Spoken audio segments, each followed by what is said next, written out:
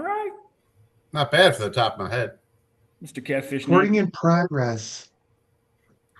I like that. Do you get hear the same thing I hear? Yep. Do you hear the voices, too? Uh, I'm really happy you said that. Nope.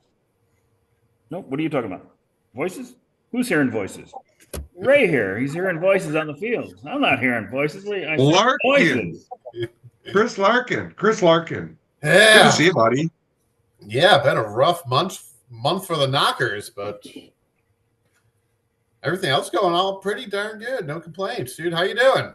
How was your rest of the stay in Michigan? Beautiful.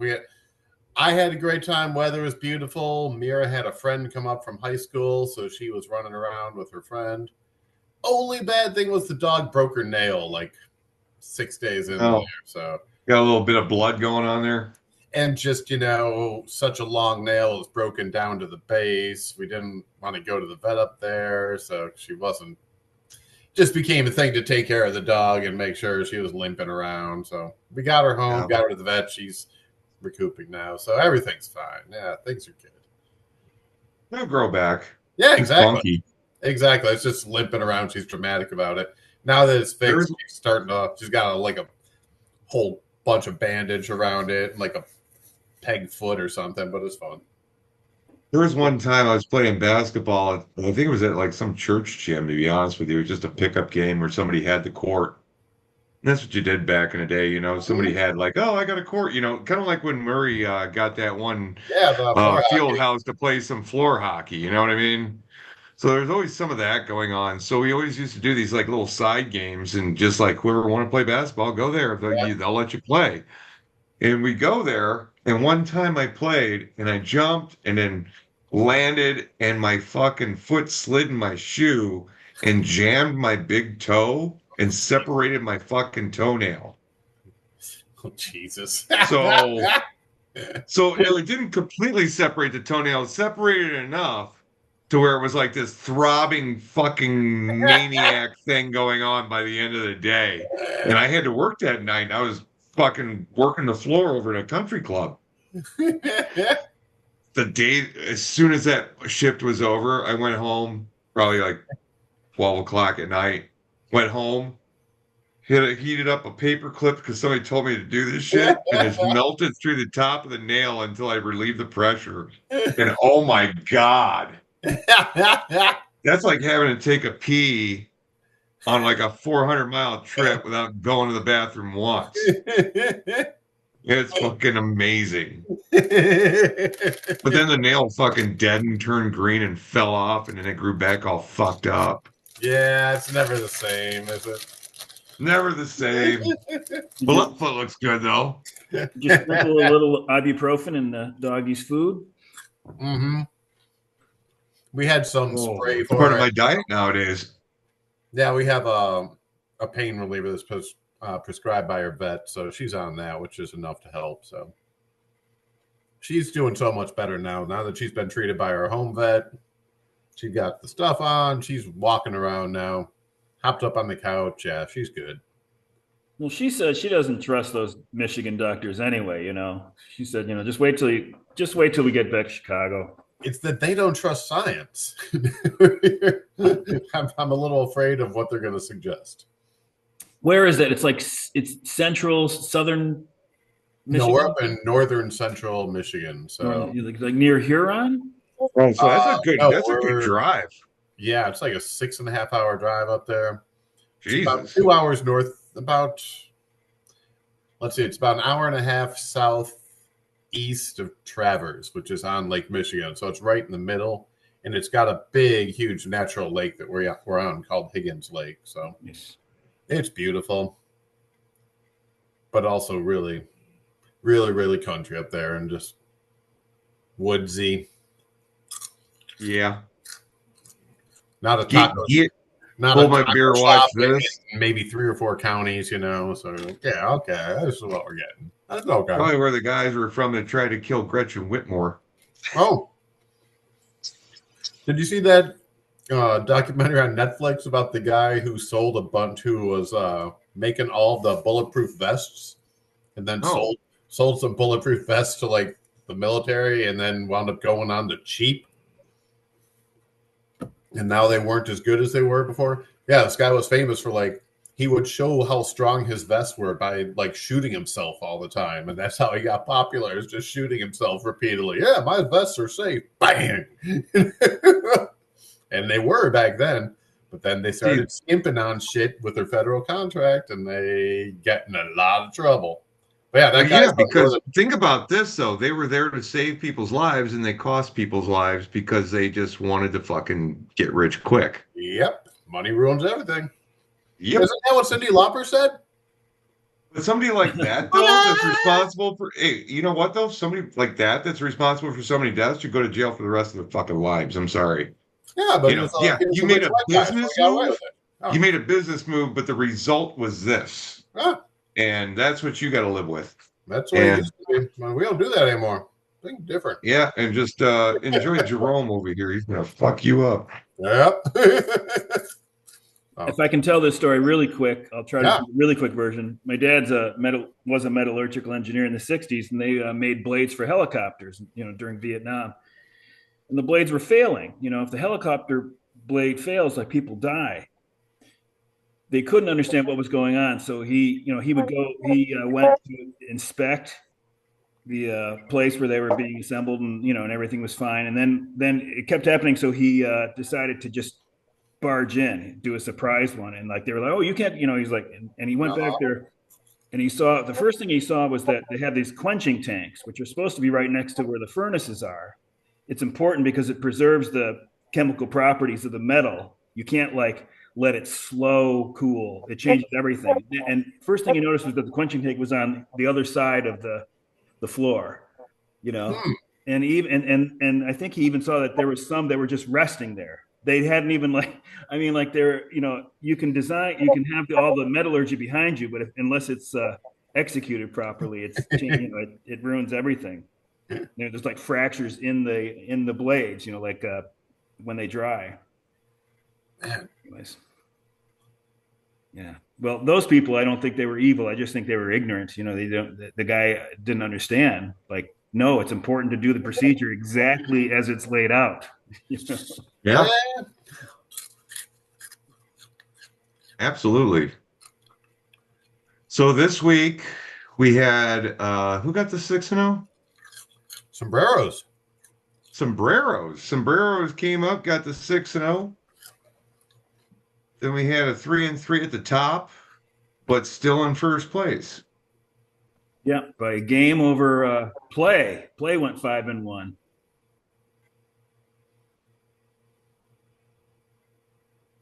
So last week we had 3 teams that comprised all of the players of the week, and I thought that was a really rare thing. And this week we had the same thing. Yeah, Cows had 3. Cows had 3, Plays had 3, and Waite had Josh Hader. So. Yeah, but what did they get as far as like the what was their record as far as like Holy Cows and Let's Play? Waite, we know, went 3-3. Yeah, Cows went 3-3. Play went 5-1. So, okay, so Play went 5-1, so he benefited from this, but Holy Cows, this is that fucking brought him down from those 3 guys. So I screwed this up when I sent out the standings. I had last week's team in here. It was Bizzotti for Buxton, but Stowers is on the Cows. So Cows not only had 3 players of the week, but they were all Marlins, which I'm sorry, that's never going to happen again. 3 Marlins players of the week on the same beer league team. I mean, that's crazy. Marlins, yeah, they were undefeated this week. Ooh, that reminds me. I got to go back and look and see what my guy fucking Chase Burns is doing right now. He had 5 earned runs in like the first inning, I think. Tonight? Dude. I'm not kidding. Really? Yeah. I like that guy too. He's just had a couple rough starts. No, the first start he got 6 points in. I mean, shit, it's the first fucking start. Yeah, exactly. I think you're right. Oh, he's got me -14. God damn it. That's the way I want to start my week off. Lopez isn't doing much better. Lopez out of the game only got me 1 point. Oh, man, I'm getting -13 in pitching today unless I got Miller or Weaver going to help me out. You know, when you get God burned, damn it. when you get burned on Monday, for the rest of the week, you're chasing your wins and what? Been happening to Yeah, me I on know, Monday or Lou. Tuesday. Once or twice a week, I'm getting negative 15, negative 20s. It's like, oh, I'm playing catch up the whole week. Dude. It's not the way I wanted to start this week off with. I get 2 fucking starts, and I get fucking 6 innings minus 13. Like, Jesus Christ. No wonder why I've got the worst pitching in the league. Anyway, we'll get to that. I'm right there with you, buddy. I can't remember who it was. Lou's got a page for that. If it was Tanner Houck, but somebody got me. I don't think they went an inning, right? It was Negative 0 innings. 24. Oh, dude, no. Tanner Houck got you twice for 2.1 innings pitched. Yeah, it might have been 26 or some pitcher shit. It might have been a different pitcher that had the no innings and 8 runs. Mhm. And to cheer me up, somebody, I think it was Kimmler, said like, "Well, at least you didn't burn any innings." You know? At least it didn't happen to him twice by the same pitcher. You know, as bad as it's been this year, like I've been having so many terrible starts like that. I think 2 weeks ago I had 2 terrible starts and thought I was going to be terrible. I just wound up getting a 3-3 just because everyone else is having it too. It's just so common. Yeah, I'm just praying for a 3-3 at this point. Yep. I mean, I like 2 of my best. 2 of my what I suppose would be my best pitchers. Rinky Sasaki is turning into the Yamamoto of last year. They shut him down again because, it doesn't look like he might pitch the rest of the year. I think they're saving him for the indefinitely on his shelf. They want him to be fresh for the postseason. Well, that's not going to help me one fucking bit. Nope. I'm really glad that I don't have access. I haven't set up an account with like one of those betting apps or whatever whatever it is, whatever you do that. Because I think the Dodgers plus minus on wins was 105. Yep. And I would have gone over on that. I mean, I thought they were going to win like 115 games or something. You know, really? That's the 2002 Mariners or something. You know, that's the highest over they've had in maybe like 15 years. I know. I understand that it's the 50th percentile of expectation, but I still thought, I was like, there's no way. I mean, they had such a deep bullpen. It's such a deep rotation. The amount of pitching they put together is so impressive. But like half of it is not available. So, but they will be. I mean, that's part of the plan that they have is rotating the pitching through and having when Sasaki come. I mean, Ohtani's back and he's throwing 1 or 2 innings. Yeah. I can't wait to see the staff they're going to have ready for the postseason. They're going to have amazing pitchers. That's what it is. They're like, as long as it comes together in October, which I'm sure they'll be able to piece it together by then. So. Yep. But still, look at that. We're 7, 8, 9. I know, it's pretty impressive, isn't it? The nice little grouping back here. Yeah. Second division. I mean, we're like kind of equally mediocre right now. Yeah, we're buddies. The Gaggers have been in 9th for a long time, except last week I was in 8th, but I'm back in 9th. It just seems like that's my place of rest. I don't know. Well, hopefully. Sombrero's gained a lot of games on me this week. So I've lost so many points. Just a couple of weeks, I think I was like still within 100 points of the lead pack. And then it's slowly and surely went up to Michigan, came back. I'm 400 points back. I'm like, whoa, that's quite a dive we're taking, Larkin. I remember joking like I was exactly 420 points behind. Wait till next exactly. year. But they've increased that, right? It's like what? It's like 500 now, right? Am I doing 222 plus 429, so 450. Here's an interesting little thing I'm noticing here, Rudy. So last week he got the 5-1. This week he got the 0-6. Do you think last week that was his week that he had kind of his number ones going twice in the week? Probably. He had a bunch of pitchers go twice, and like I have an 11 start week this week, so I'm hoping to get better than a 3-3. But we'll see. Last week I think I had 8 starters. So you know that you're gonna have 11. That's good planning. I look ahead like one day. You know, Yeah, I'm if just it's like, Monday night, okay, I'll who's look at green Tuesday. today? I was hoping to be better this year, but we'll see. Jesus Christ, I need to do better. Piecing it together. I got to trade in a couple of things in the work. We got a couple of pokers in the fire. See what happens.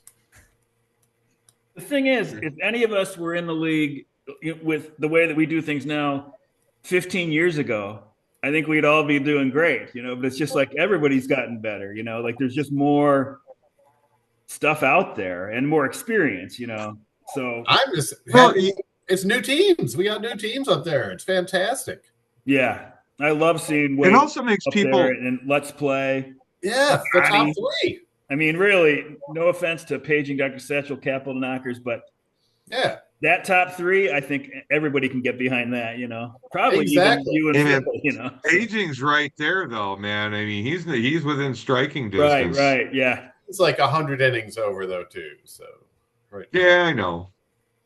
Yeah, Satch is like his dorsal fin's not above the water level yet, but he's like right below the surface there. Right? Only because he doesn't want it to be.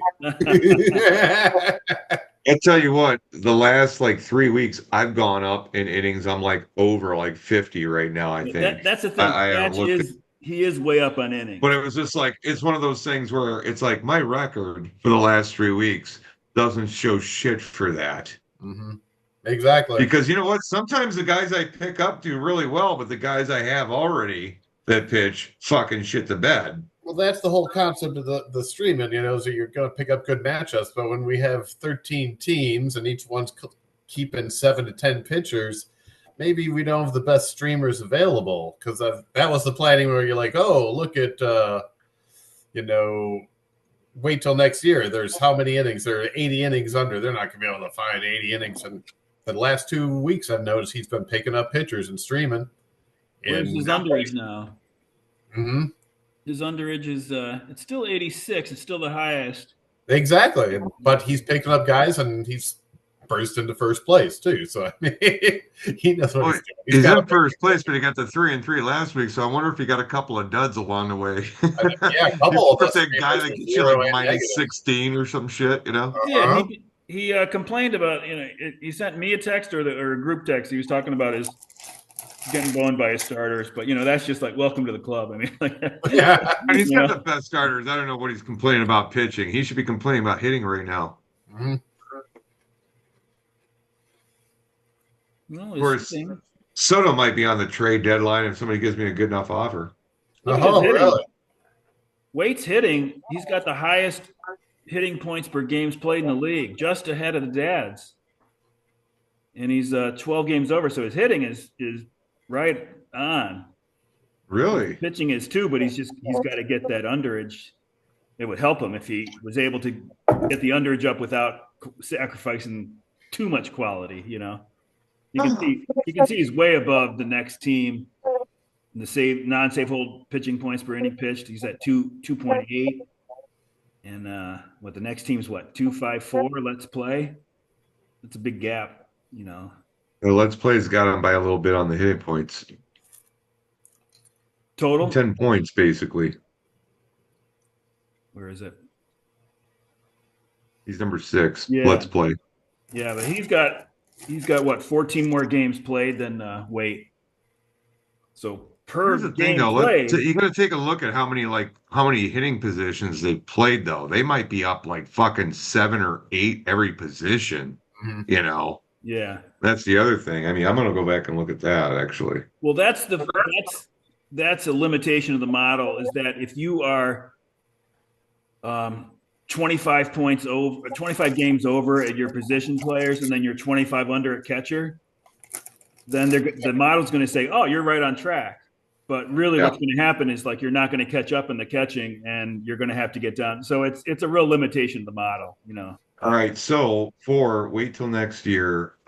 He's got catcher is minus 18, first base plus 6, second base plus 6, third base plus 4, shortstop plus 3, corner infielder plus 4, middle infielder plus 4, left fielder plus 2, center fielder plus 2, right fielder minus 3, outfielder minus 1, and then utility plus 8.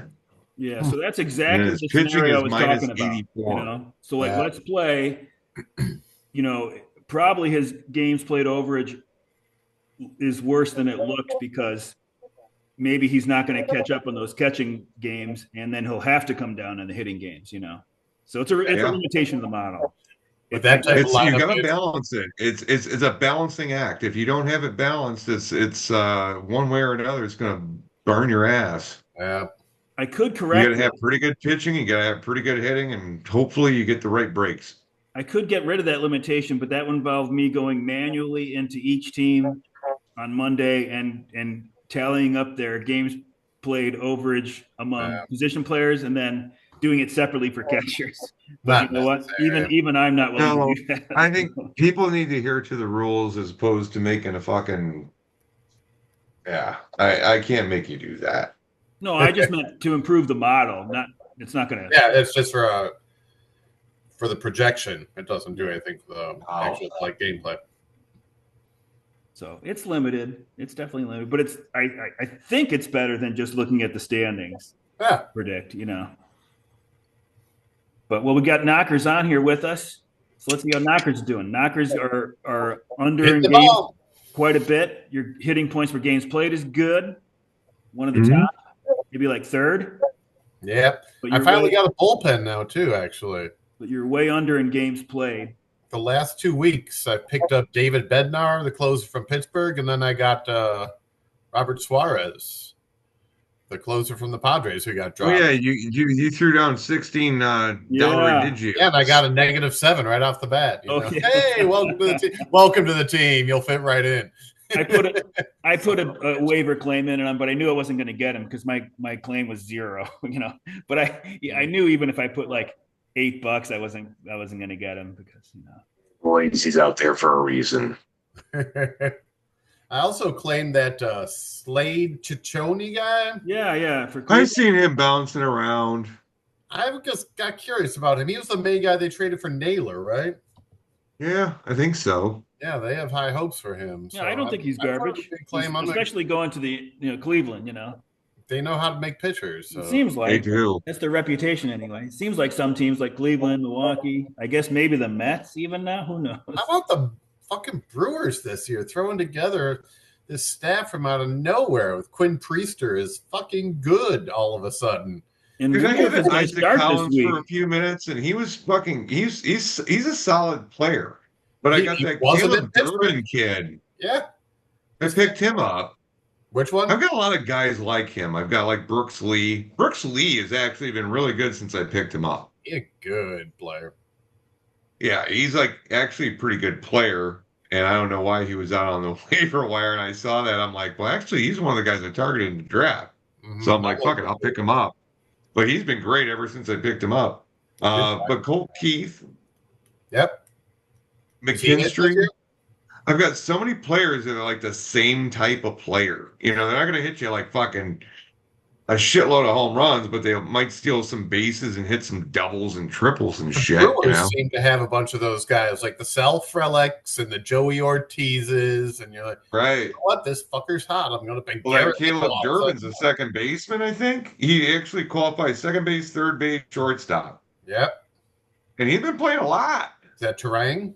You said? No, Caleb Durbin. Oh yeah, I think he's playing I had him base. for a couple times. I picked him up. I like that guy. He was part of the Brewers, the Red Sox trade, was it? Or no, the Devin Williams. They got him from the Yankees. Really? So it's rare that guy goes over. I know. He hits the ball. He might get one hit and get you 2 points. He never strikes out. That's the thing. He's a contact guy. And he's really fast, so. Well, yeah. He's a Colt. Yeah. Did you know that he's Brian Keith's grandson from Family Affair? And Brian Keith. He was friends with. I just saw his name earlier. What the fuck was that from? He's married to Buffy. And Keith. As a kid, he used to hang out with Peeker Armstrong. He'd go over to Sheryl Crow and Lance Armstrong's house and shoot up some roids. in your Steal one some nut. music from some friends. I'm just Just trying to shoot spread it right in a one ball. misinformation here. Hey, I got a good scam. Let's sell these stupid bracelets. Oh, the silly bands. What was that called? Livestrong. I guess it raised a lot of money for cancer. Cancer research, right? Sure. How much went into a steroid fund? Exactly. This blood doping You fund. gotta question it all. No, thank you, Walgreens. Well, this will pay for that shit I need. You have to factor in like how inspirational his illegal drug use was, before they found out. So once you factor that in, then you're like, all right. Hey, now we can use Barry Bonds. He's great too. Are we moving on to another screen here? Yeah. Well, I wanted to What check you out got in mind? Knockers has moved up to third and save hold points. Right? Really? 1, 2, 4th. Oh, fucking time. Where are the dads? I got those threes. I got three relief pitchers as starting pitchers right now. I picked up my guys. I was like leading in that category, and then all of a sudden my guys fucking stopped getting opportunities, and it just got weird for a fucking mix. 206 is average. You're at 203. This is not an average. I know it's confusing. This is a minimum, and this is a minimum. The hitting points for games played and the pitching points. But what do you guys think? That is. What do you think of Grant Taylor from the White Sox? Grant Taylor is fucking great. I like that guy a lot. I had him on my NA a couple times and then dropped him. I picked him up as soon as he came up. That guy's fun to watch. He got 20 saves the other day. They're kind of grooming him to be a starter. Like he's a starter. Not this year. Not this year, no. But they're doing the same thing. They're doing what they did with fucking Chris Sale. Yeah. Brought him in, do relief work and shit. Fucking couple innings, mow him down, blah, blah, blah. Crochet. And then the next year, we did that with Crochet as well. But the next year, he's going to probably be in a starting rotation. Yep. That's why I want him this year. He's going to be a closer. That guy is fucking electric. I like him. I really like watching him pitch. Before the auction, if the White Sox had declared a closer and they said Grant Taylor's a closer, he would have gone for like $50 in our auction, right? 60, $70. Because they're like, oh my God, this guy's the White Sox closer. Hold on. Hey, be right back. I got to refill this koozie. Now it's the Rockies. Are the Rockies going to break the record this year? The two worst teams in baseball history, back-to-back years. That tells you where we are going into a labor negotiation, doesn't it? So we got one more offseason that'll be unaffected. Hopefully there's no stoppage. That really drove me crazy last time because during the winter there was no activity after Thanksgiving or December 1st, whatever it was. That sucked. Coming home and there's no, you get a signing every, a couple of signings a week and it just gets you through the dead of winter, I think we have to set up a good simulation and just all agree to go with it. Oh yeah, I tried to do that. What was that? Baseball Reference had that. Yep. I think Abraham. Yeah, but then the fun would be over in an instant. There was a guy on Seattle that was kicking ass, and I can't remember his name. Shea something. Shea Long. Is that a name? Shed Long. Who? Shed Long. Shed Long. Yeah. He was kicking ass in that simulation. Well, he was like a prospect fucking 8 years ago. Yeah. That's 2020. It's been 5 years now. Well, predicted final. Barely over fucking 500. This Waite's going to win by 5. First, Frankie says hello. Hey. Frank. There you go. Albert. There you go. See? Talking to you. It's a good-looking dog. Oh, Chris Batt got to meet him this week. Oh, awesome. How's Bat? That's good, man. He looks great. Awesome. Good guy. We had a poker game over here, so. Oh, yeah, you told me you were going to start doing that. How was it? Did you have a good time? Oh, it was fun as hell, man. Actually, even if you don't want to play, just pop over and fucking have fun. Watch. Yeah, let me know next time. I'll at least come hang out. I think next time is going to be July 19th. Okay, I'll put it down on the calendar. Did you play the same game tonight? Huh? Did you play all different games? Did you play? You play mostly like Hold'em or Omaha, which is like you get 4 cards and you get to pick the best 2 to match with whatever the Texas Hold'em thing is. Mm-hmm. I don't know a whole lot about poker. I played for 6 hours, had a great time, and walked away with. I put in $20, walked away with $20. Hey, that's the first day. I had a good time. I think Didn't the lose most anything. anybody Perfect. lost was like $40. Some That's perfect. people won, some people were down a little bit, some people were up a little bit. It's not that big of a deal. It's just we had a great time. Cool. Yeah, I'll come back. I was Yeah, going to yeah, mention on the 27th, I think it's the Sunday, is that Pop Fly game up in Milwaukee. yeah. Put that on the calendar. I'm going to look into it about a week ahead of time. I'll remind you and see if you want to go. I want to go to that. Okay, cool. I saw there were pretty great seats for like $20 right now because it's against the Marlins. It'll be cheap ass. Dude, just grab the tickets and I will fucking send you money. Cool. Yeah, I'll take care of it. Don't sweat it. We'll figure it out. Yeah. I used to choose the baseball games I would go to. Like, if I brought the kids down to City Field, I would choose it based on the opponent. I would choose like the worst opponent possible because I wanted there to be less people there, and I wanted the parking to be, so it'd be like the Rockies. We'd see like teams like that. I wasn't going to go to the Braves. Forget it. I'm not doing that. Phillies, no way.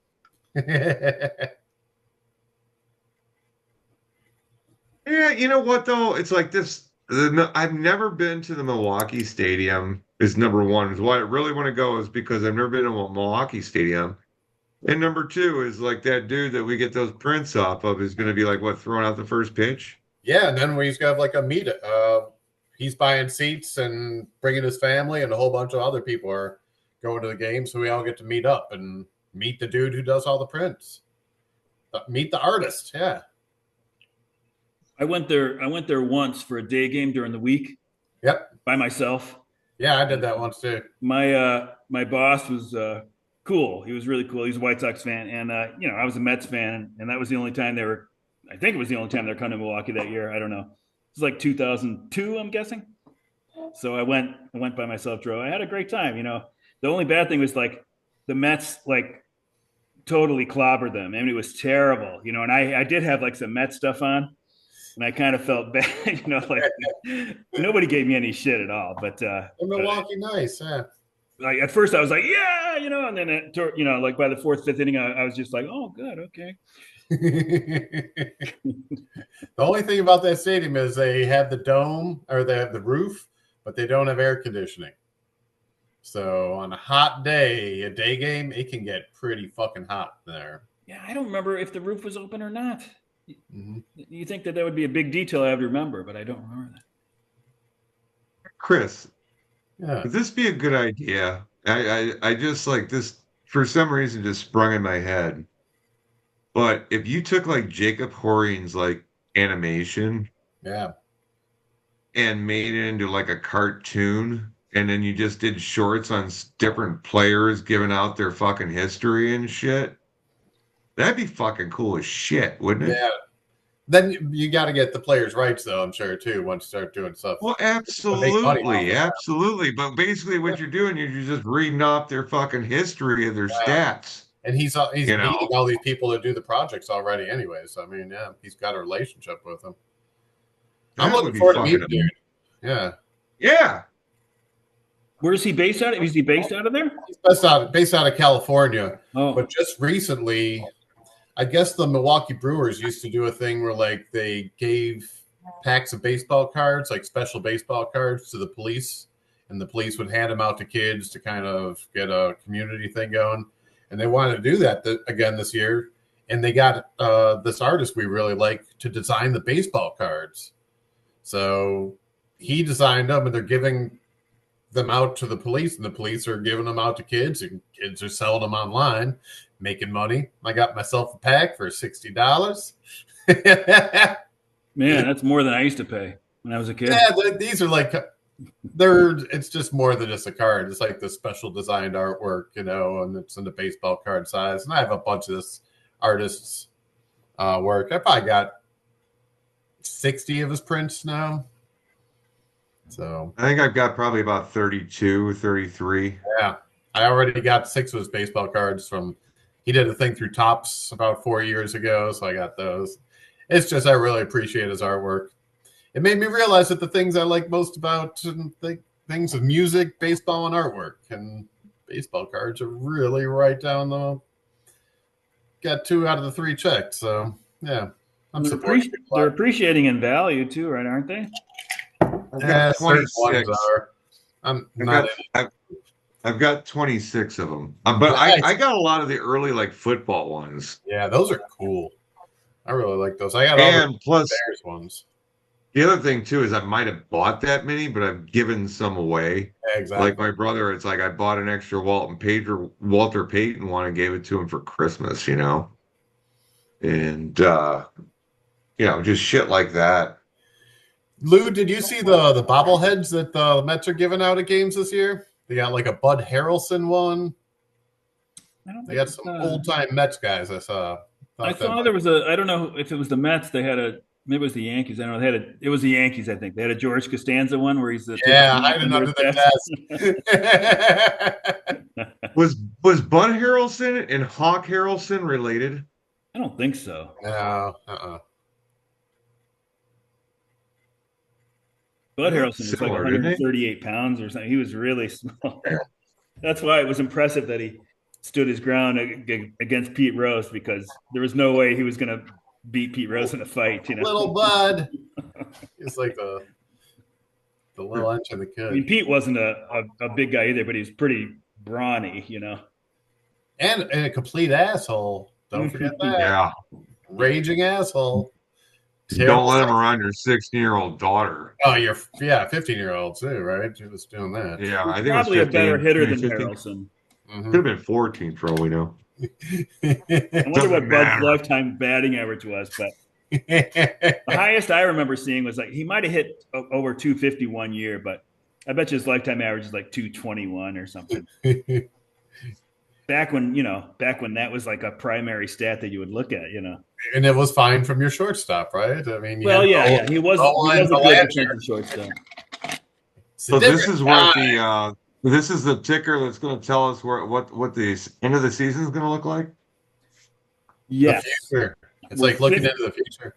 Based on the years since 2020, so like not including 2020, so the last 4 were 58% correlated. And wait till next year is going to win by 5 games over Play, 6 over the Cows, and 15 over Bizzotti and Satch. Spear 21 back, Knockers 24 back, Gags 26, Dad's 29. So we're right in there. The model doesn't think that anybody besides maybe Cows Play and Wait is going to win.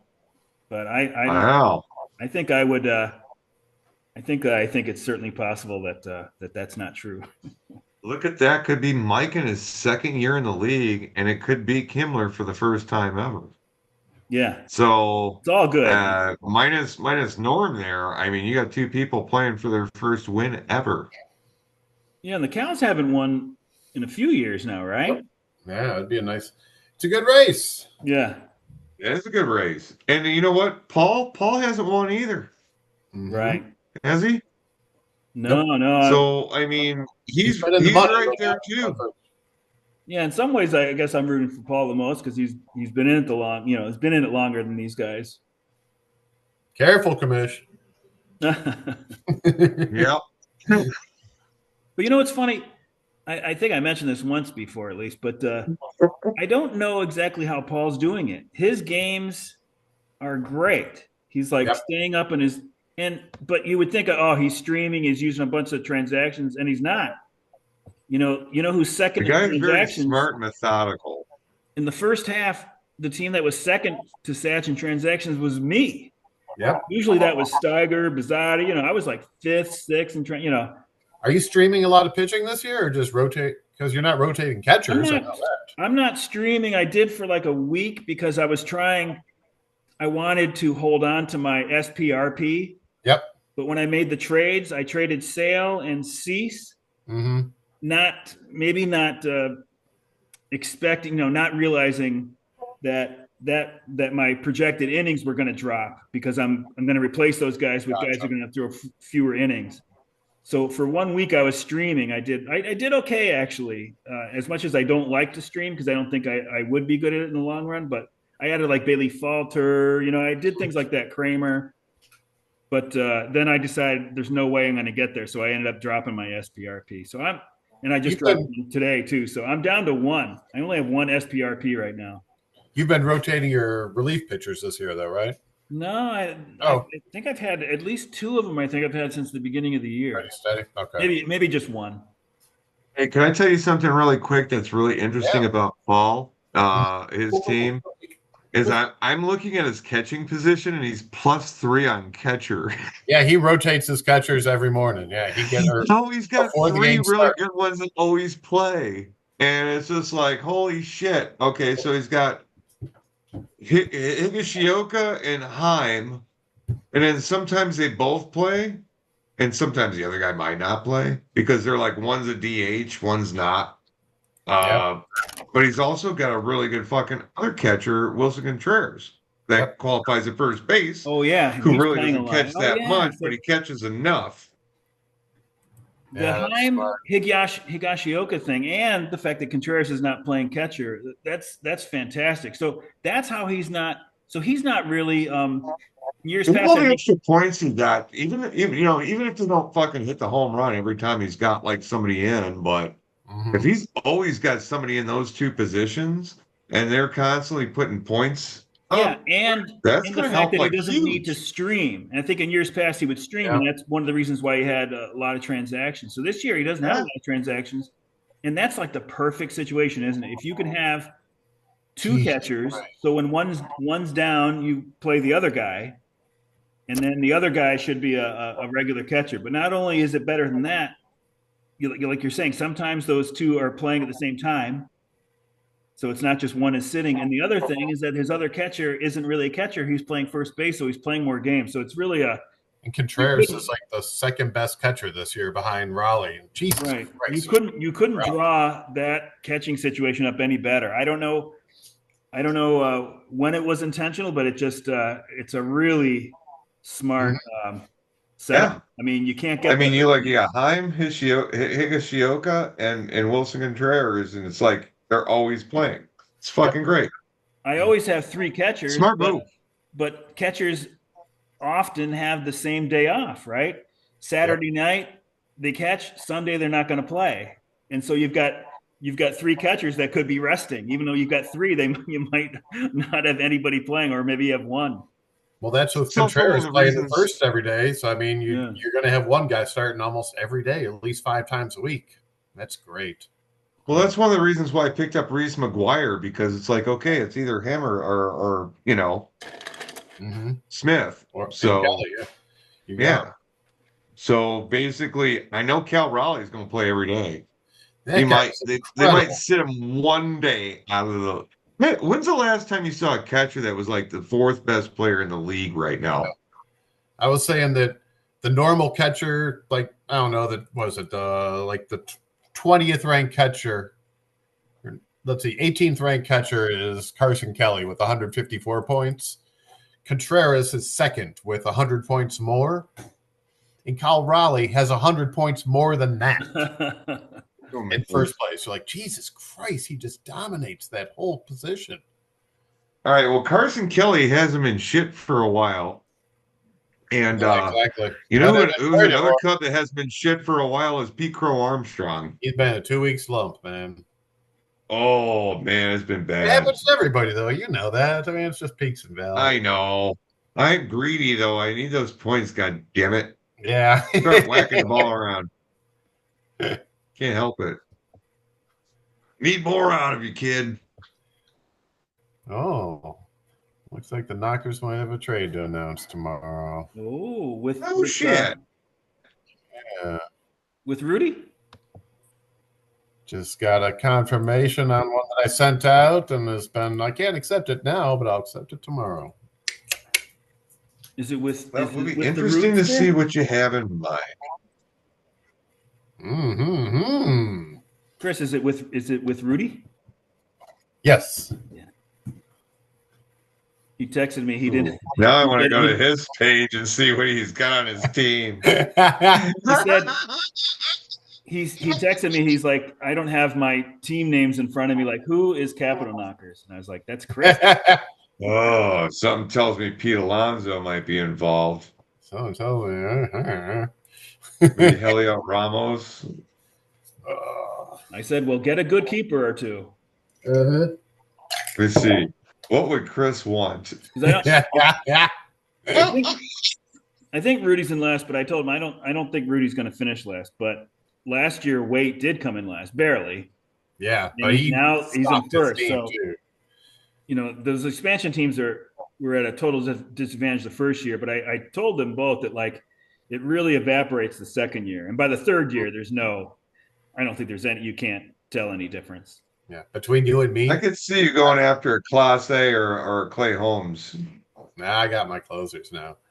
All right, cool. I always like trading with the new teams that are coming in because I always have some NA guys or some value guys, and it's nice to give if you're going to trade some young prospects or something. Last year I think I traded for Devers, and I gave up Walker Jenkins, some other jerk, and James Wood was the main guy that oh dude, exactly. Yeah, that guy's fucking money this year. Exactly. So I gave him to Mike, yeah, he's gonna have a superstar next year at $1, but it's someone who he could base his team around. But you did the same thing with Ellie De La Cruz and fucking Gunnar Henderson back in the day, and it's like you got yourself fucking who did you get on that one? That's what I did with Wander Franco and Bo. Oh, you got Kyle Tucker. Yeah. Did you get James Wood from me by any chance? Because I think that was an off-season trade. Yeah. Because I think I remember. Mm-hmm. You had him, and I don't know if I traded a pitch. I have a book of written down all the trades that I had somewhere. I could, if you're interested, I could find it up. I don't mind my reputation as a NA trading dope because it's been proven that my NA guys are good. Mm-hmm. If you want to trade for an NA guy with Lou, I mean, yeah, half of them are not going to turn up, but some of them do. That's part of just knowing each other's strategies. People know that they can get NA people off me, so I get calls all the time. It's like, hey, do you want to trade? Yeah, I saw the guy went down. If you want him, you come. Any chance you're getting rid of him? Most of the time, it's no, but then I know who you like, and I'll remember to offer him to you next time when I need something. So, all I look to get is just something of value. Yep. Very modest requirements. You're very fair with all that. I bought some guys, or I've traded for some guys off you, which did nothing. But that's brutal, man. It's like I'm waiting for my fucking starters, like my position players to start. They all started. It's like I think Josh Jung is the one that's farthest in his game. Is bottom of the sixth, but everything's in the first or second inning. And I've got minus 13 points on my pitching, so I'm like, get it back. Yeah, let's get the points. Come on, boys. Oh, how's Bobby Witt doing this year?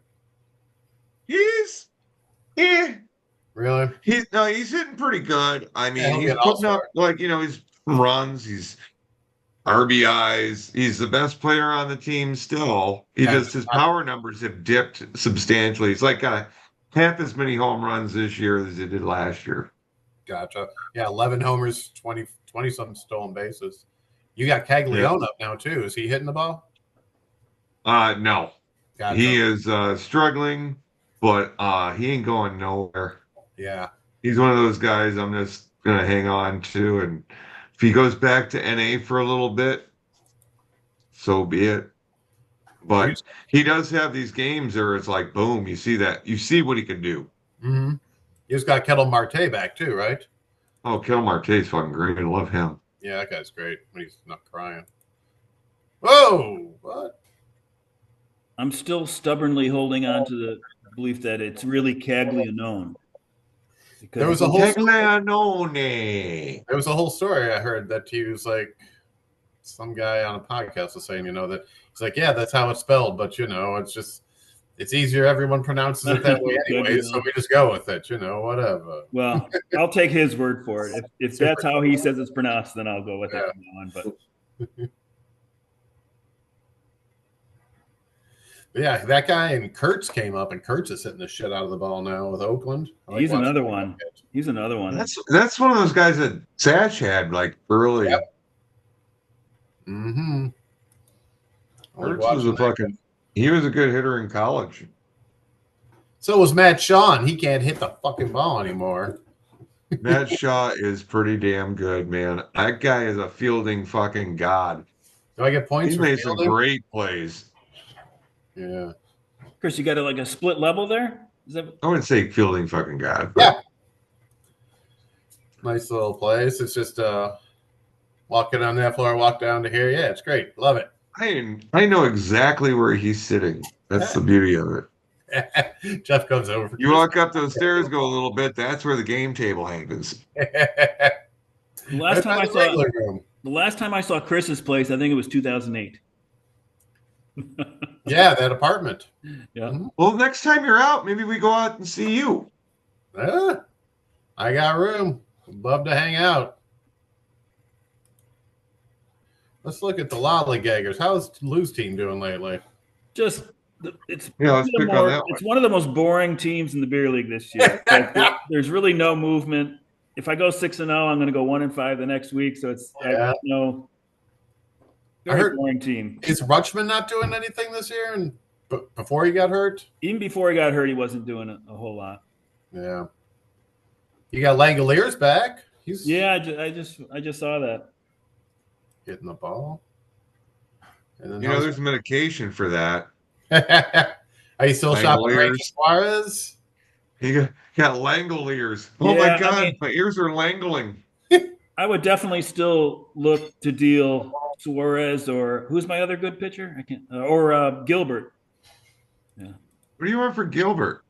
I don't know. I would figure it out on a case by case basis. Yeah.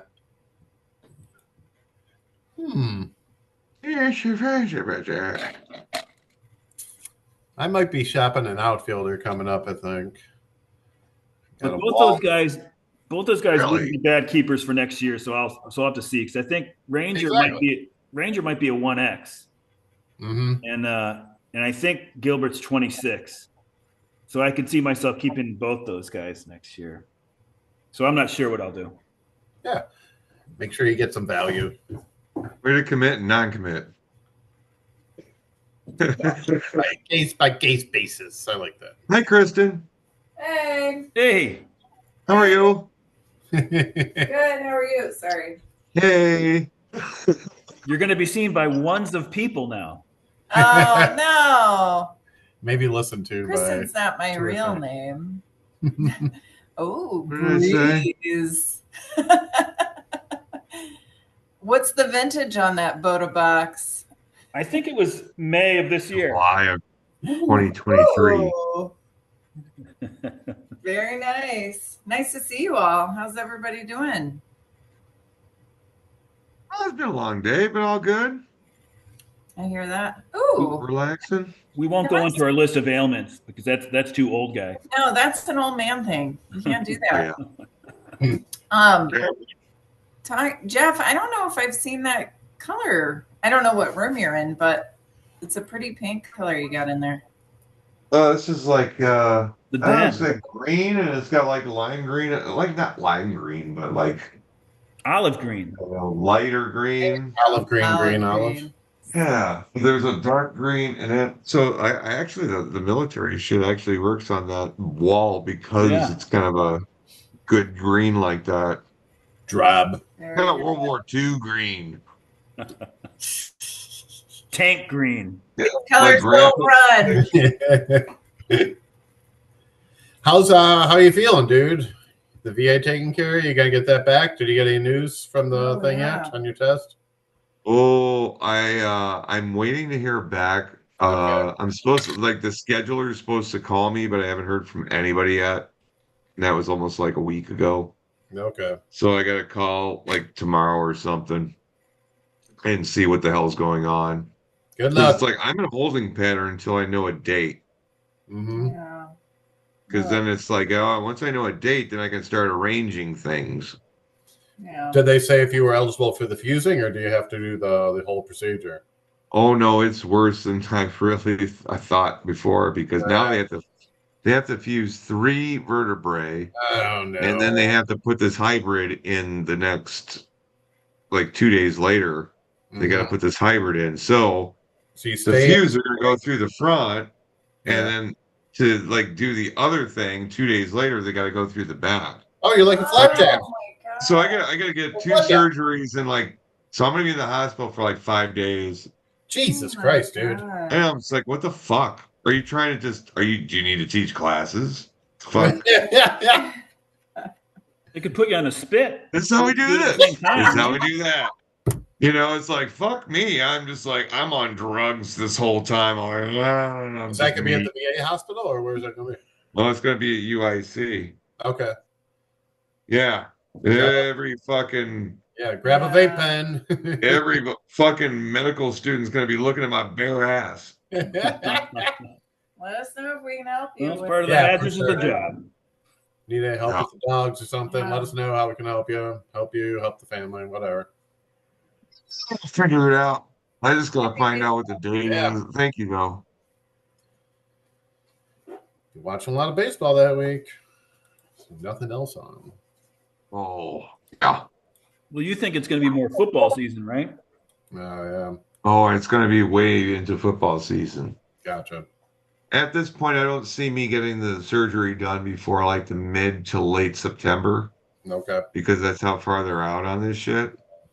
So the Bears will already have 3 losses by then, probably. Hey, there's a new coach. His name's Ben. Jesus Christ, man. How you're just gonna do it, Justin Fields? Oh But God. don't you worry. When those coordinators become head coaches, it's 100% success rate. Always works. So the Bears and the Jets will be, playing the Super Bowl this year, I'm sure. They say about Justin Fields is he doesn't know how plays are fucking. Every coach he had just let him do what he wanted to do, so he has no idea what plays are.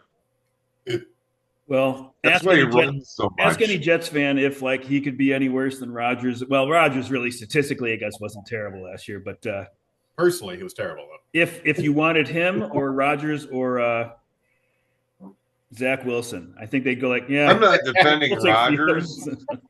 but you got Rodgers at a very old age who snapped a fucking tendon Yeah. and then came back probably earlier than he should have and sucked. But he's gonna if he really sucks this year, that would really be a fucking feather in my cap. I would love it. I hate that fucking dude. Fucking Aaron Rodgers, a prick. I don't think that he's too popular really among the. That's one of those guys that just takes a shit on your He's lawn. decided to become the anti-hero. He had a bunch of people who supported him, and he decided to take a heel turn, and that's fine. Go ahead and do that, dude. But then don't cry about it, and then say, people get me wrong. No. No, I think they get you. I think they get him right. Yeah. I mean, I liked him when I just looked at QB stats. Nice stat. Navigating a slippery slope is what he's doing. It's like, you know what? Either be real or don't. Yep. Well, his family can't stand him. Well, there you go. Yeah, that's a bad sign. Yeah. Maybe they're assholes too. That's also possible, but doesn't mean he's good. So. Yeah. Did either of you guys, I don't know if you listen to any business or interested in anything in sports and business. About Amway. No, it's that Pablo Torre podcast from this week that they found a 61-page settlement between the NFL and the Players Association, where basically they found that the owners, the NFL Management Council suggests that the teams run business the same, and so much has implied collusion, but they just couldn't prove that was it. But they have the smoking gun. It's like you got caught. It's like illusion. Your hand was caught in the cookie jar. You had crumbs all over you, and there was a cookie in your hand, but they couldn't prove that you were eating the cookie. But basically, they had this whole thing, and it is an agreement saying, yes, they collude to keep players from getting a guaranteed contract. But the head of the players union at the time, which is a whole that they explain the story about how this guy gets the job. He says something during the deposition about Russell Wilson, how stupid he is, and he ruins everyone else's chances at getting the guaranteed contracts. So much so that he doesn't want that to come out because it'll bury his career and his standing within the union. So the head of the union has taken this thing and buried it. The owners didn't want it out there, so they buried it. And they had this agreement where the players union had sued the owners, or had a hearing basically saying the person running the arbitration agreed that the owners had colluded, and then they just buried it because the head of the union was like, it doesn't make me look good, and it doesn't make you guys look good, so fuck this. Well, it's nice to see the owners and the players union working in tandem. It's nice, Well, the guy who was hired by the players union has some really, really underhanded dealings with people who are really awful people. It's funny. It's funny how so basically a shitbird sold out the players. Is what you're saying? Yeah, and the players didn't even know about this thing, and are just finding out about it through Pablo Torre reporting about it on his podcast this week. So they're saying, yeah, we had an open call for representation, and Pat McAfee was one of the first guys to say, when was this? And like, well, we had an open call. We sent out an email and implied, and somewhere in there was saying that anybody could run for union, the head of the union. And he's like, I don't remember getting that. And nobody remembers getting this, but that's how, when they use that, they basically installed this guy who was from an awful, awful company that had done all these bad relationships and covered up a $373 million settlement that he had from the U.S. government. So yeah, all these awful people working for the players union who shouldn't have been working for the players union, who then proved that the owners were still able to prove the owners colluded, and then they all just buried it. And the players are just getting nothing out of it again. So they had a chance to get some guaranteed contracts out of it, or more money, or a settlement from the owners, but fuck it. It's American business now. Fuck it. It doesn't matter. Different sport, from baseball, but it is amazing how the contracts are not guaranteed in the NFL. Whereas in baseball, they're guaranteed, and the teams just take out insurance on it. But the player gets that money. Exactly. In the NFL, it's so funny. It's he signed for $53 million, but only 32 is guaranteed. It's like, well, only 8 is guaranteed. The first year is guaranteed most of the time, and the second year, anything after the first year is rarely guaranteed. Yeah, like, Jesus Christ, and they just can't have. What they come down to is the solidarity that the owners have, that the players can just never have. That the owners are willing to sit out a season and lose that money when the players can't do that, because most of the players are only going to play 1 to 3 years. And if you lose a year, you're losing a third of your career earnings, possibly. If not your entire career, because a lot of guys only play for a year. So they'll never have the solidarity in the players to wait out the owners to get what they wanted. So, sports business. I remember the Jets had a running back, and I think his name was Sean Green, but I could be mixing him up because I do that. But that Jewish outfielder, yeah. He was a running back. Uh-huh. And he was in his 4th year, and he quit. He quit football. Yep. And he said the reason was his body had just taken such a beating, and he had managed to save a pretty modest sum. I think he said something like $700,000, but he was going to go back to school, and I think he did go into finance, and So you remember Robert Smith? He was just a different bird, Robert Smith, the running back could want to become a fucking doctor. Yeah, exactly. And the lead singer for The Cure, Robert Smith. Oh, that guy. Whatever. Mets had a pitcher named Ron Taylor, and after his career, he became a doctor, and he became Dr. Taylor. Yeah, he was he worked for the Orioles. Man, I can't remember which team, but he was their team, the Blue Jays, I think it was. Nice. He might have been Canadian, And he became the team. He just died in the past month or whatever. But I thought that was pretty impressive. He's a ball player. Rest in power. Back then, those guys, the ball players were making what, 60 a year, maybe. I don't know what he was making. He could have been making 30. I don't know, but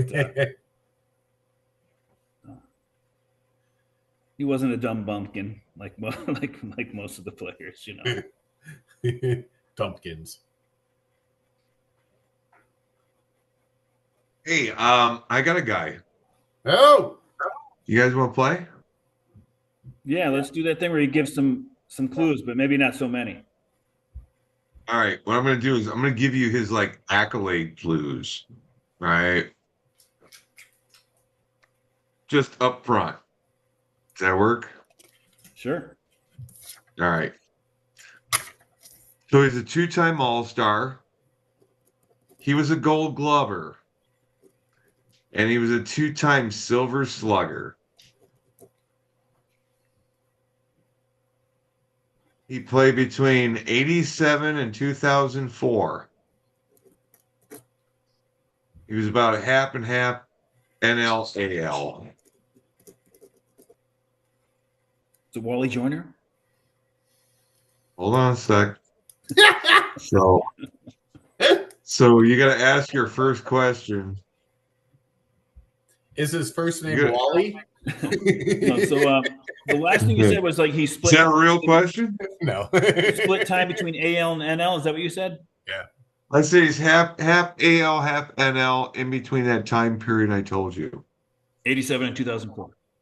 Yeah. Two-time Gold Glover, two-time All-Star, two-time Silver Slugger, two-time All-Star too. Okay. Infielder, outfielder. And he was a one-time Gold Glover.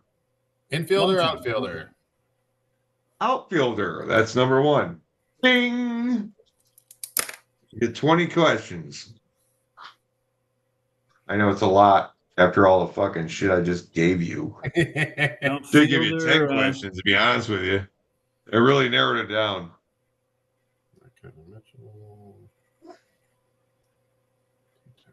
Oh boy, what could I ask that would be helpful? Are you on your computer just trying to look this shit up? Yeah, Chris is cheating. I'm just looking at notes. Outfielder. Let's see. Did he play in the World Series? I think he did, but hold on one second. His postseason. Yeah. How about Russell Howard and Nate Parker, dude? Oh, man. Talk about that later. The fucking Cobra. I love that guy. I know you love that guy. You had a jersey of that guy. Couple. I'm not seeing any postseason. Oh, wait, postseason. Nope, never in a World Series. Ernie Banks. Never mind. He was in ALCS. He was in NLDS. ALCS? And then back again in ALDS. He made an ALCS. Or Slugger. 87 rookie. Missed out. Did he start his career in the NL or the AL? Hold on. AL. AL? AL. That's Okay. 3 questions you guys got. Started in the American League in 87.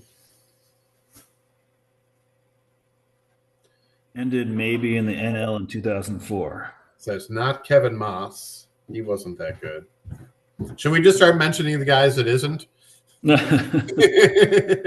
Roboski? No, he wasn't an outfielder. No, You said it was. You asked if it was an infielder or outfielder. I said outfield. Yeah.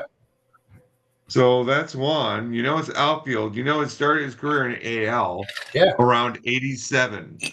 Yep. That's what I was guessing. 2-time Silver Slugger. 5. How about 2-time Silver Slugger, 2-time All-Star. So he's known. Yeah. How about maybe Edmonds? What do you think about Jim Edmonds?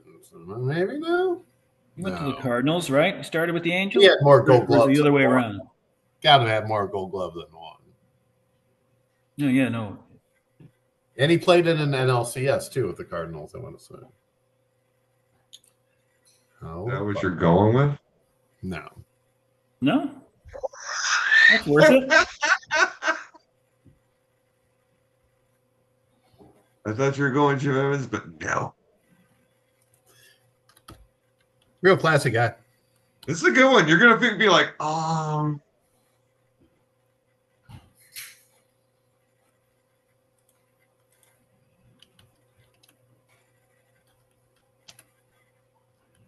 actually pretty much liked him as a player too. That was just me. He was a mild dude. Wasn't an asshole.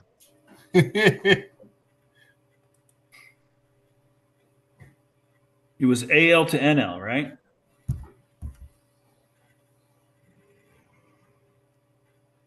Let's put it this way: AL to NL, back to AL. Oh.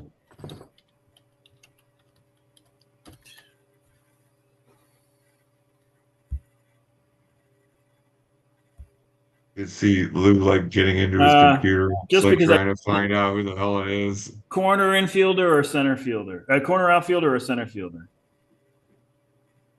We bring that up. I was looking at Devon White, but no, I don't think so. Was he on the 92-93 World Series teams? So in '87, he was pretty much all over the outfield. Center field was a lot of games. He DH'd once. And center field, he was mostly kind of a center fielder. And then a little bit of right field, not much, but left field, right field later in his career. But he played a lot of center field. It's All not right. Edmonds. That's your fifth strike. You guys got 15 more questions. I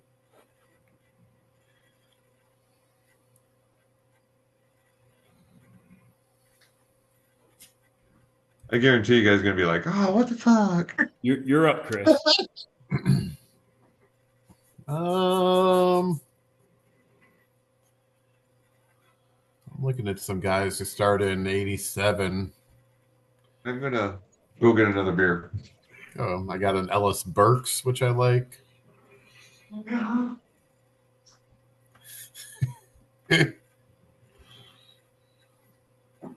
B.J. Surhoff. All right. Where are we at? Surhoff and D. Angels, Rangers, Mariners. You guys got it? No. Hey, you almost spilled my beer, you fucker. Tigers. Twins. White Sox. Oh, I thought I was coming up on someone, but I didn't. I was looking at B.J. Surhoff on you. You guys are looking shit up. He's an '87. Yeah, he's a good one. Yankees. So cheating. Blue Jays. You know what? I'm going to throw this out there. You said it earlier. Ooh, close. Devon White? Nope. Who else did we say? Jim Edmonds. Jim Edmonds. But I said that one. That was our fifth. As I was walking out of the room, somebody screamed it out, and I was like, Ellis Burks? Huh? Ellis Burks. Yes. Yeah. Ellis Burks. I like that guy. I don't remember I always him hitting liked for him such as a a high player. average. He was on the White Sox for a minute. Yeah, he was a good ball player. Literally a minute. For like, not even a full season, '93. Yeah, but he was just like a good guy. Everybody wanted him to stay around, but he went to Colorado. And he made a great choice going to Colorado. He had a career year. Well, he had a couple good seasons. He had 3 good seasons with Boston. He was an all-star. He was third in MVP voting, and he got a Silver Slugger award that third year he was there. Yep. Those first 3 years, he was really good. Wonder if he made money off I that. wish the White Sox would have kept Ellis Burks around, man, because his best ball was after that. He was was a going to get really paid. good player for a while. No way he was going to get paid, but that team's so fucking cheap. But if they had, they would have had another. They would have had to retire another number. So I'm glad that they didn't hold on to him. He wound up making $55 million, almost $56 million in his career. Yeah. Well, what a good boy. He was a class act. 46 of it was after 30. Yeah, good. And he was good. Yep. Great ball player. Yep. But he wasn't a Hall of Famer like Harold Baines. Well, let's look at his fucking career. Who are Harold Baines' comps? Jesus Christ, Mike Lum. Greenwell. Steve Dillard. Hey, ironically, two of Ellis Burks' comps are Jim Edmonds and Sean Green, the baseball player, not the running back. Oh shit! Here we go, full circle. Oh shit! Whatever. Harold Baines' similarity scores. Dave Parker. Look at that. Really? Yeah. Huh. Let's see what Ellis Burks' similarity scores were. That's what I was just telling you was Sean Green. Oh, was Sean Green? Yeah, one of them. The right fielder for the Dodgers and the Mets and Marlins? Moises Alou, Matt Holliday, Ryan Braun, Sean Green, Reggie Smith, Paul Goldschmidt, Jim Edmonds. Duke Snyder. Holy shit. Was Duke Snyder not as great as I expected? I don't know. And then similar by ages was Andre Dawson, Andrew McCutcheon, Rocco Baldelli, Vernon Wells, Bernie Williams, Hunter Pence, Ray Langford, Fred Lynn. Ray Langford. I heard a great. Do either of you ever listen to the Dan Le Batard show? They have every once in a while I'll catch it. They have Tim Kurchin on occasionally, and they'll get great baseball talk, and then at the end they'll always have the looks like game, and they'll say like people send in this guy looks like something or something. It's usually very comical, but they had one yesterday that was does Bryce Harper look like the man that Hunter Pence's wife married while Hunter Pence was lost at sea? I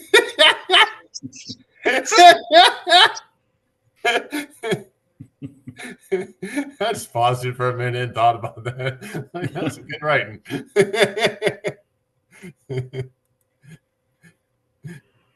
Shit, that's funny. Well, what happened to the Mets, Lou? It was. And nice work. Mets are 3-13. Yeah. I just thought he was kind of a forgotten guy. You know what? He was a good player in the league for a long time, and he's just kind of this forgotten guy. What was that outfield that they had in the Blake Street Bombers in Colorado? It was Dante Bichette, Ellis Burks, and Larry Walker. Yeah. Not bad. And no pitching. Hilton at first. Nope. Yeah. Vinny Kesky at third, right? And then Yeah.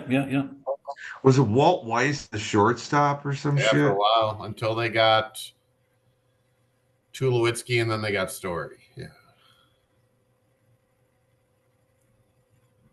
Andres Galarraga back in those days. Yep. Mm-hmm. Who was a catcher? They had Charles Johnson they had someone else. Who was the guys? Let's go back to Baseball Reference. That's the best baseball site in the world.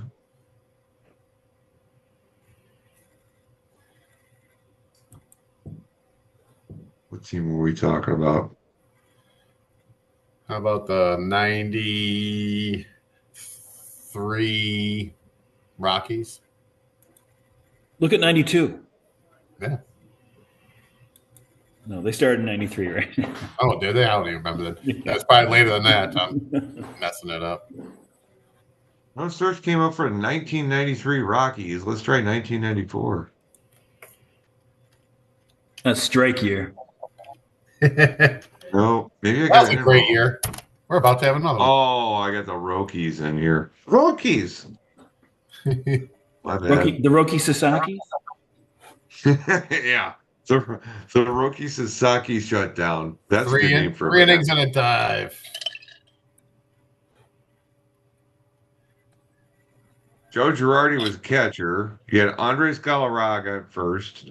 Manuel. Eric Young Sr. at second. Shortstop was Vinny Castilla.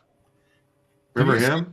Oh yeah. Yeah, did you see a game recently? There, Eric Young Sr. was coaching first base, and then for one team, and Eric Young Jr. was coaching first base for the other team. Oh shit. And Senior left a candy bar or something for Junior when he went over there when he came out the next inning. Yeah, I thought that was pretty cool. That is fucking cool. Yeah, baseball. Baseball. I was Then listening Charlie Hayes was a third baseman. Yeah. I was watching a game on MLB Network earlier tonight, and Tony Gwynn Jr. was doing the color, and man, he just sounds just like his dad, doesn't he? He really does. I mean, it's unbelievable. Like, and it's such a weird accent. I don't know. Yep. I can't even describe Tony Gwynn's accent, and his son sounds a lot like him. Maybe not exactly, but like it's almost like a lazy talk like that. Southern drawl of a white guy. Almost, he has like a white drawl. But it's stranger than that. It's like you can't quite describe it right. I don't know. It's just because I wasn't really paying attention to the game, and I was like, that sounds like Tony Gwynn. I was like, oh god, it's got to be Tony Gwynn Jr. Nobody else is going to sound like that. Zombie Gwynn. So here's the thing. That year, Gerald Clark was a left fielder, Alex Cole was a center fielder, and Dante Bichette was a right fielder. Mm-hmm. But let me go to the 1994 season. That might be where Ellis Burks showed up. I think he shows up around 95, 96. That was Mike Kingery. Holy shit. 96, he had a 7.9 WAR. Yeah, he was badass. Hold on a second. Yeah, that's the year he had 392 total bases. He's basically Jim Rice. You talking about Bichette? No, Ellis Burks for 1 year. Burks. 211 hits, 142 runs scored, 40 homers, 128 RBIs. Slug 6. He was the best player on that team that year by far. Yeah. His slugging was 639, and his OPS was 1.047. Jeez. Even in Denver, that's pretty good. Damn good. He was third in MVP voting behind Ken Caminiti and Mike Piazza. I'm going to do this. Caminiti got all share my screen really quick. Holy shit. I think in our memories, we kind of. There we go. Well, not even in our memories, but I think we kind of overcompensate for the park effect. Like if a guy is slugging, OPS over 1,000 in Denver, it's still good. Yep. You know what really interests me right now is the fact that there's a guy that's a little bit out of the starting lineup there, and he's a catcher by the name of Jayhawk Owens. Holy shit, that guy's awesome. He sounds cool. Jesus Christ. I wonder how far his career went. Let's go on a tangent. Here we go, Jayhawk Owens. I remember him. I mean, barely, but I do, You know what? He's older than I am. He was born like 2 months before me. He's an Ohio guy. I think the Mets faced a pitcher, Didier Fuentes, whatever. Yeah, he's Atlanta started this week. Pirates, Brewers. I can't remember. Atlanta, yeah. Atlanta. And he's younger than my youngest kid. We were watching the soccer games, and there was a 17-year-old guy playing. I'm telling Mira, I'm like, yeah, that guy's he's your grade of school. I think for me, it was Jamie Moyer was the last player that was active that was older. Yeah. Of course, and he played a long time, which was great. But Stuck it when he out. retired, I was like, okay. And now it's like I'm older than these players, like parents. Yeah. I'm like getting much closer to their grandparents' age now, and it's pretty disturbing, really. I got like a signed baseball by Jamie Moyer somewhere. I thought you were gonna say Jayhawk Owens. It took him forever to sign it, too, didn't it? Oh, Elizabeth. Yeah. Jayhawk Owen. Woo! Excuse me. That sounds like some can fucking you sign your name a little faster? That sounds like a Juggalo name. He's a sound man for the St. Clown Posse. Hey, I'm going.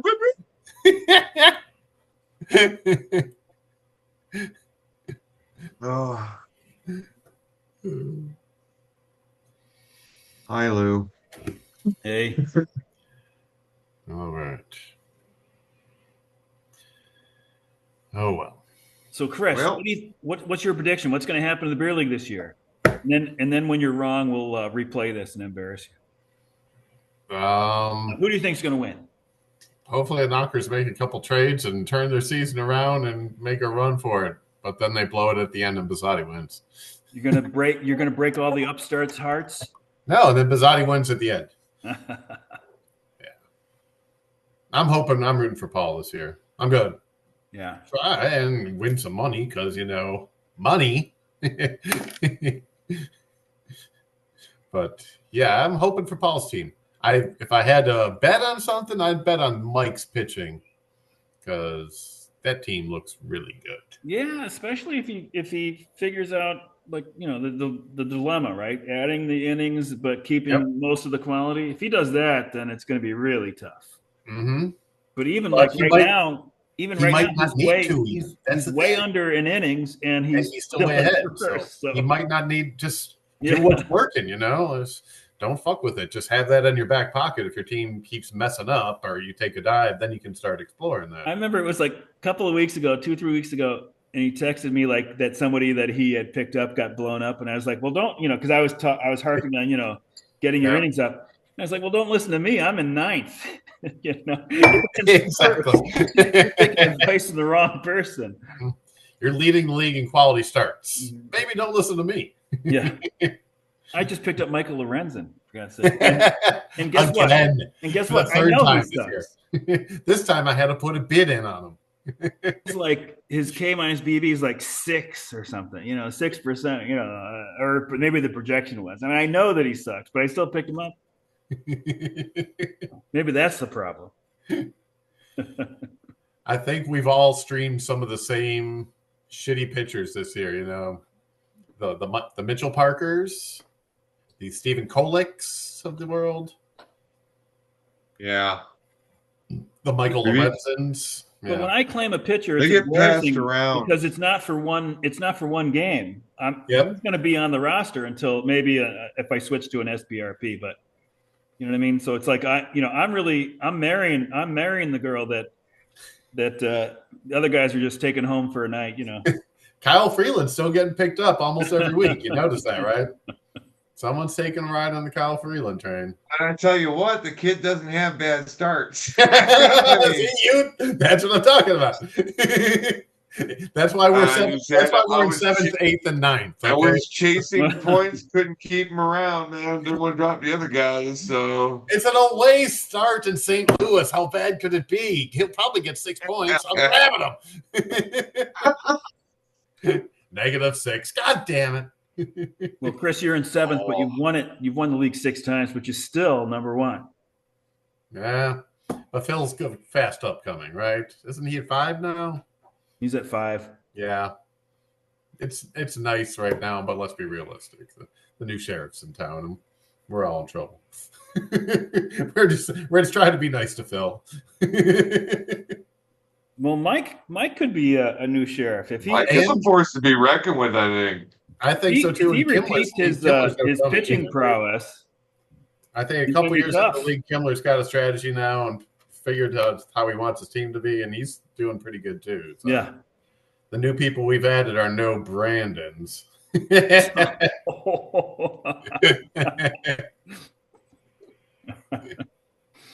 He'll never see this, but do you know who has the lowest win percentage in beer league history? Brandon? Matt McGuire? I think it's Matt. Yeah. I mean, there was another guy named Jay Eric. I don't know his last name, but he was a friend of Brian Colleague's. Okay. But I'm pretty sure that Matt has the lowest of all time. Yeah, I think it was only 2 years. And he was working in a league where you would change your lineups at the end of the week. Yeah, yeah. And yeah, this he never got the hang of. No. I'm not sure at all. if you were daily back then. So yeah. So that was too much for him. It was smart for him to get out. Fuck. Yeah, and he does well in his league. He likes that. I love the dude, league. but it was just not his speed. Nope. Well, White Sox are terrible again this year too, by the way. Ooh. Yeah, but they're not as bad as they were last year. And they got some young guys that are fun to watch at least this year. So you know they're trying hard, man. It's like that Chase Milroth guy. He's not going to. I don't want to say he's kind of Jeter-like in that sense, where he's like, he's what you want a Madrigal to be. Yeah, it's what you were hoping Madrigal would be. You know? Yeah, exactly. And it was just like, he's a fucking solid player, and he's kind of one of those guys that gets everybody else up. Exactly. He's a Ryan Theriot. He's a Grudzelenic. He's a spunky little white infielder whose dad hit grounders to him all fucking night, you know? Does the job, and he's probably going to be fine at it. But that's what they need. I did love that video of him getting hit in the head with that fucking... can do the job.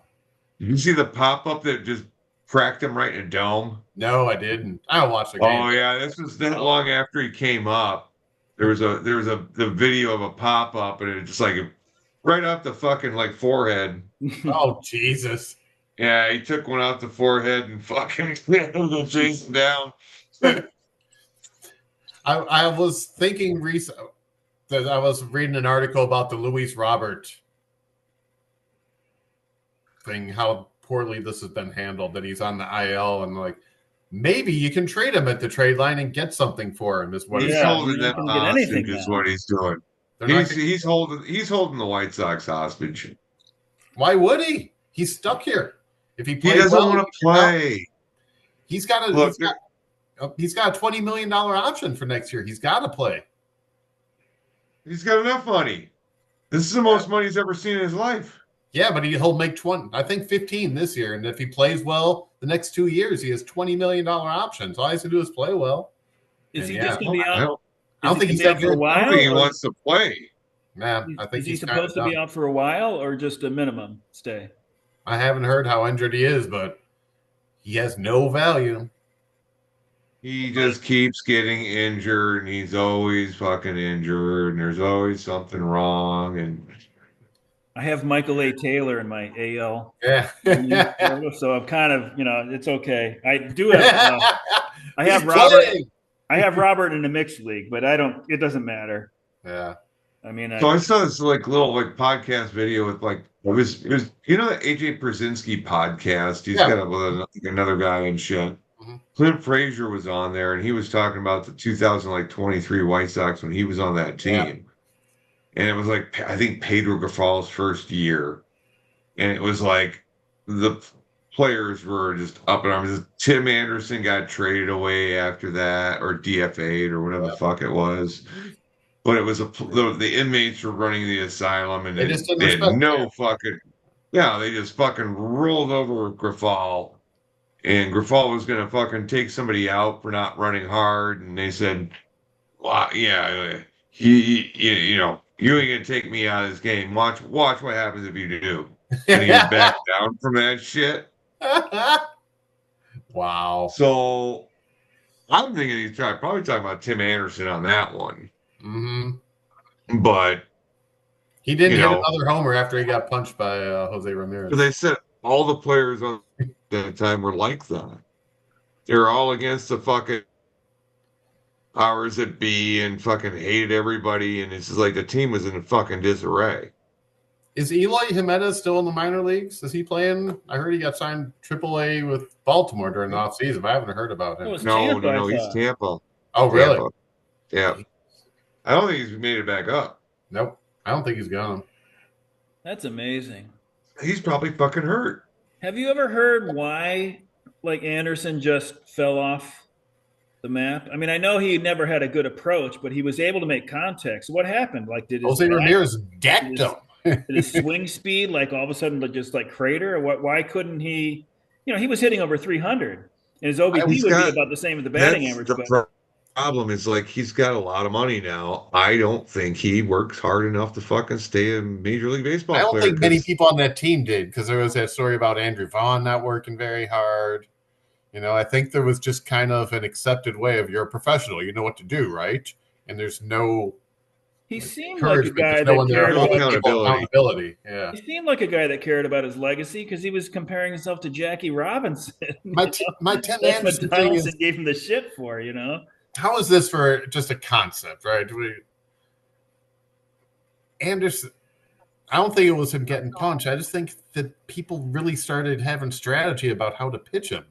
And they know how to pitch him, and he wasn't really good at making adjustments. Strikes, I don't know. Yeah. Whether it was just throwing them sliders, like Sandberg in a goddamn curveball. You know, he couldn't hit a curveball.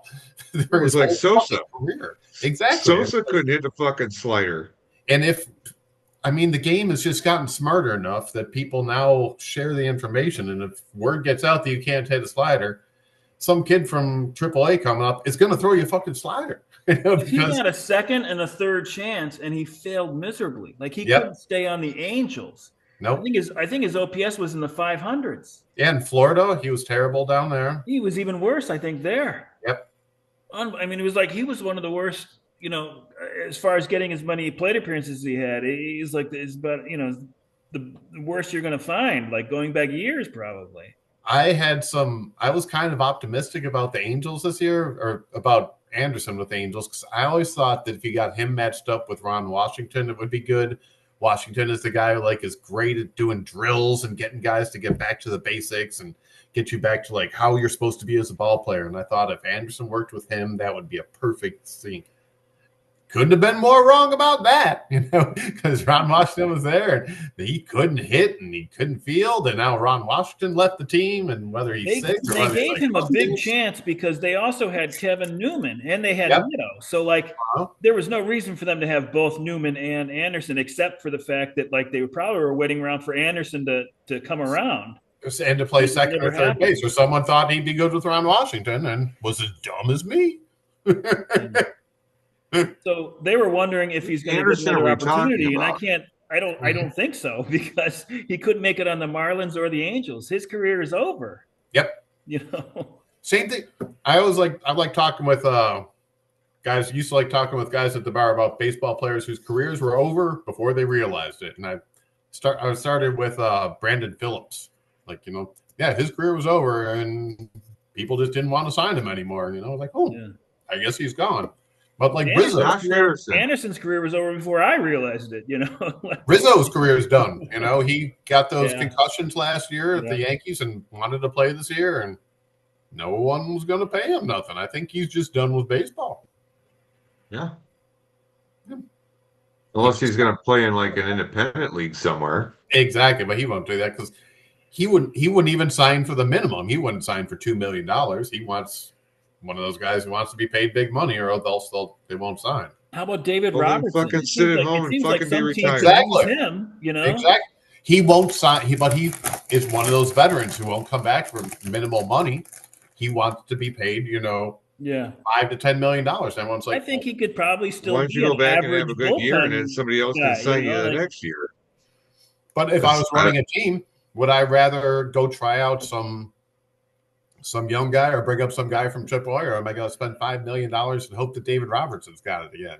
But it depends what. I'm going to go Daniel Valencia. You know, and whole shit that kid depends on the team situation. You know, like there's teams that can't afford to, like, well, maybe this young guy will pan out. Like Robertson seemed, well, not now because it's been so long, but it seemed like, you know, early in the year, like that would have been a pretty sure thing, unless he aged overnight and fell off the map. But I don't that's a look at all the teams that need bullpen help right now, and no one's reaching out to them. Everyone's going with more younger guys. I mean, the Cubs are going with Ryan Brashear and signing these other guys and bringing I back. really thought that I thought the Cubs were a real likely team to go after him, and it just didn't. It never happened.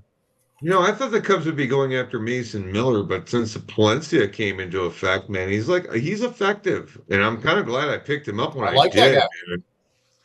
So, I mean, I don't think they're going to go after anybody on like the back end, but they're definitely going after starters. I heard Mitch Keller, like probably everybody else in here. And Alcantara too, I've heard. So I've heard that too, but I think they're like really in talks with like Pittsburgh on some shit. mm-hmm. So Keller's just mediocre. who knows what's that going would to be come? It could be fine, Heaney, but he's not gonna, he's not gonna be a plus, except if you just don't have the, guys to fill. I'd go to Cleveland and look for their starting pitchers. When they fall off, and then whenever they sell a pitcher, I'd be willing to grab anybody they have. The Brewers are the ones who are going to have all the extra starting pitching now. When Woodruff comes back, Cortez maybe. They got Quintana, who they signed recently, who's pitching all right. Priester's a guy. In the beer league, I use my own numbers, but in this other league I'm in, I use ATC. Yep. And ATC was saying to pick up Priester, and I was like, I just couldn't do it. Well, I think I justified skipping it because, Woodruff and Cortez will come back and then he'll lose his spot. But I didn't believe either. And he's been just as good. And because this was a while ago, this was probably maybe in April or something, I'm what the team is same way. Priester on? Milwaukee. Okay, so did they get him from Pittsburgh or something? Yep. Mm-hmm. That's what I thought, because I remember Quinn Priester being on fucking Pittsburgh. Now he's had like 15 starts and a 3.3 ERA. Jesus Christ.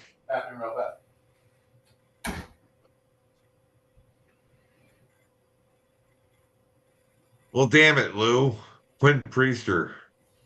But I think like Mason Miller's the kind of pitcher that's scary to trade for, because don't you feel like he's just if you heard breaking news like Mason Miller, needs Tommy John, I mean, like, it wouldn't shock you. And it's okay for the A's. He's one of those guys. He's one of those guys, though. He's like pitching effective, but he's not getting the amount of fucking time to be effective. So he's not getting the opportunities that some of the other guys are getting, but he's good. I mean, I know he throws fucking hard, so he's not throwing a ton of pitches, I guess. Maybe that's it right there. But he throws so hard. There's a lot of people rolling on the A's. I mean, he just stands out as a risk, doesn't he? Well, see, my point is like the A's are not taking any risk because they haven't paid anything into him. But if you're a team that's going to trade for him, you're going to give up a lot, and maybe he'll be hurt soon. I don't know. I don't like trading for that hot of a commodity, that throws that hard. I don't know. Let's take a look at Mason Miller here right now. Oh, he was born a day after. Oh, his debut was a day after my birthday 2 years ago. 26 years old.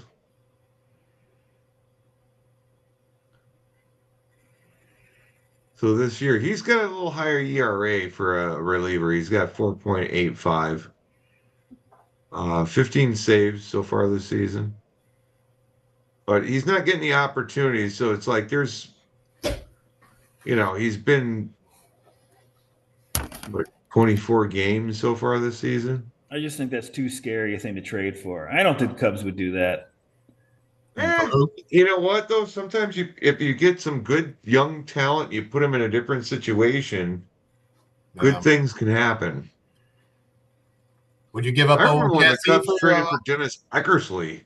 And that guy was fucking money, but the Cubs could never, ever, ever hit when he was pitching. That dude, he would only give up like 1 or 2 runs and then like lose 2-1. Or the Cubs would win the game after he was out of the game and he wouldn't get credit for the win. It was just like, dude, this guy was such a worse luck pitcher with the Cubs. Look at DeGrom. I mean, with the Mets, it was incredible, the run support he got. Terrible. How many wins does he have? Like those guys How many go out career and think, wins does DeGrom have now? yeah, but here's the 80. question: is DeGrom a fucking asshole, and those guys didn't like him? Oh, I don't. No, I don't think so. I mean, I don't know. I guess I never heard, but I'm gonna look that up. Hey, you got 7 points from Mason Miller, buddy. You're up to -6. You mean Jeff? Yeah. Oh, that's his guy. I didn't realize. You're up to -3 on the day.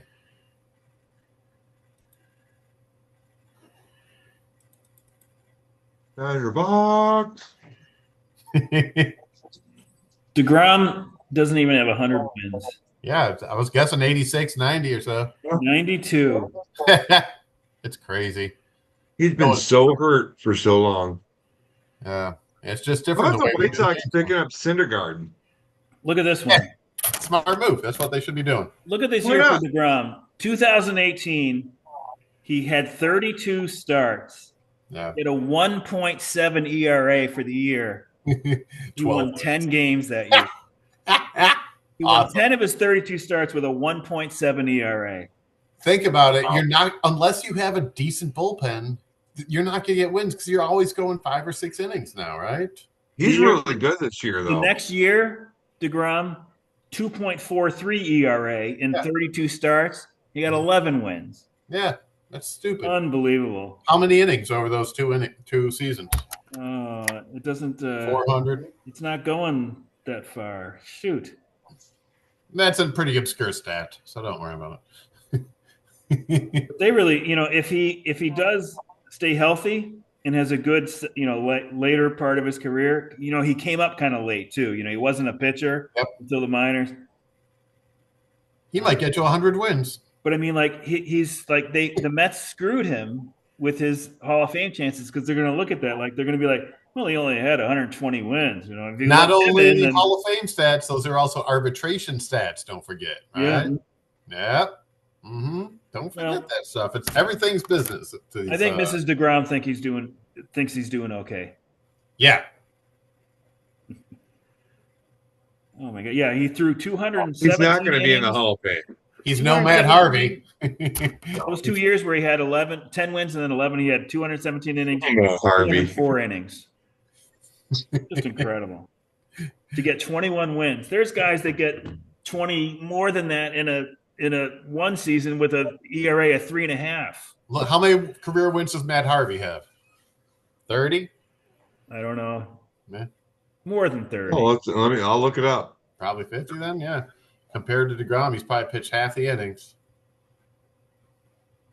Matt Harvey has 50 wins in his career. Wow. I was like, He's got 66 losses. Mm-hmm.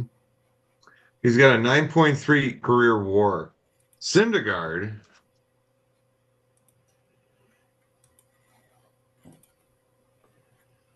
has 59.